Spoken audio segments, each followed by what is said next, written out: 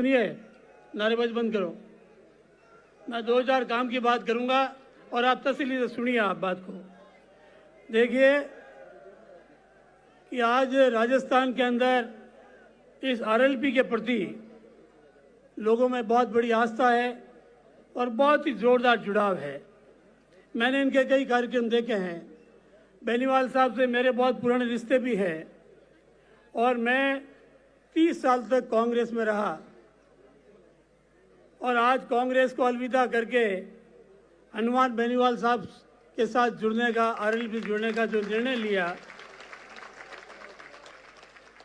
उसके पीछे मेरा मकसद ये था कि किस रूप में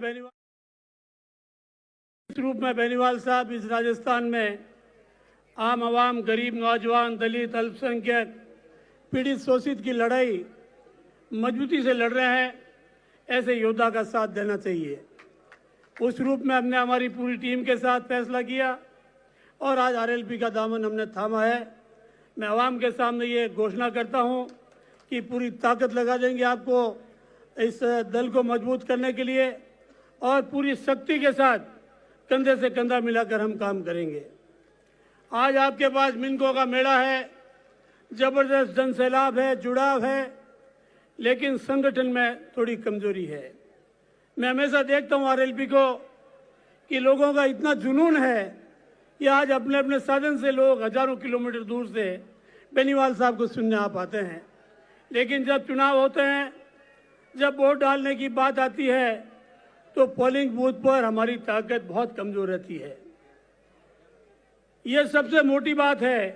आपके पास हजारों की भीड़ है, ताकत है, लेकिन वोटों में परिवर्तित करने के लिए हमारे पास संगठन की कमी है। इसलिए बेनीवाल साहब से भी मेरी चर्चा हुई थी। मैंने आपको कहा था कि राजस्थान के अंदर आरएलपी का नया संगठन एक ताकत से आप खड़ा कीजिए।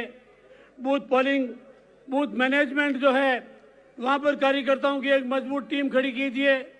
हमारे पंचायत समिति स्तर पर, विधानसभा स्तर पर, ब्लॉक स्तर पर आप आरएलपी का संगठन खड़ा करो, जिला स्तर पर, और काम करने वाले लोगों को इस संगठन से जोड़ो। और मैं आपको ये सलाह देता हूं, केवल नारे से हम 2028 का मिशन पूरा नहीं कर पाएंगे। केवल भाषणों से जो है आने वाले पंचायत राज में आरएलपी का झंडा पंचायत समिति और जिला परिषद के वहां पर झंडा जो है मजबूत नहीं कर पाएंगे, जब तक हमारा संगठन और नीचे स्तर की ताकत हमारी मजबूत नहीं होगी। आज राजस्थान के कोने कोने से आप पधारे हो और मैं आपको सबसे मुद्दे की बात कह रहा हूं, बाकी सारी बात आपने कह दी।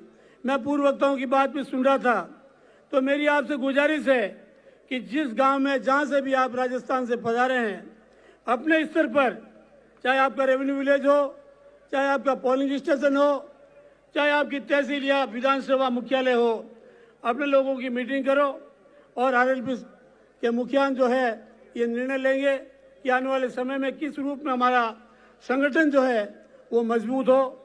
मैं लंबी चौड़ी बात करूंगा नहीं। आप सुबह 10 बजे से आप यहाँ बैठे हो और मेरे ख्याल में सुबह 6 बजे से आप चले होंगे। कई तो बहुत दूर से पधारे हैं। इसलिए बेनीवाल साहब की आप बात सुनना चाहते हो, मैं पुनः आप सबको बधाई दूंगा, आपको शुभकामनाएं दूंगा कि आने वाले चुनाव में आप डटकर मुकाबला करें। हमारा मिशन 2028 है। 2028 में किस रूप में आरएलपी राजस्थान में जो है अपना झंडा बुलंद करे, आपके सपनों को साकार करे और बेनीवाल साहब का हाथ जो है एक नई ताकत के साथ किस रूप में मजबूत करें, ये बोड़ा मैं आपको देता हूं।